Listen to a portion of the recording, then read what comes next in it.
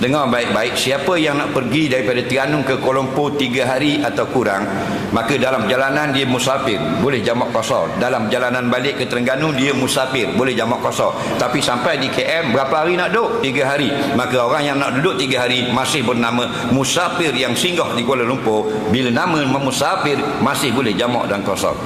Hari pergi tidak dikira, hari balik tidak dikira. Contoh begini, hari ni hari Jumaat, kita bertolak pagi tadi pergi ke Kuala Lumpur. Nah, kita nak duduk mana? Nak duduk 3 hari. Bila nak duduk? Nak duduk Sabtu, Ahad, Isnin. Bila nak balik? Selasa. Hari ni hari mana pergi? Hari Jumaat. Faham? Hari nak balik? Selasa.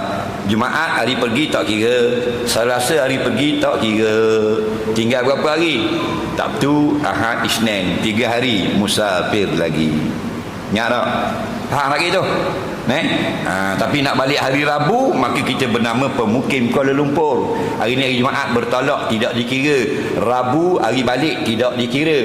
Tinggal 4. Sabtu, Ahad, Isnin, Selasa. 4 hari duduk. Namanya pemukim Kuala Lumpur. Tak boleh jamak, tak boleh qasar. Tapi soalan ni dia nak duduk 3 hari saja, nak balik hari Isnin. Tiba-tiba hari Isnin mati pula pok saudara dia, dengar dia nak balik derah, kejut mati. Contoh.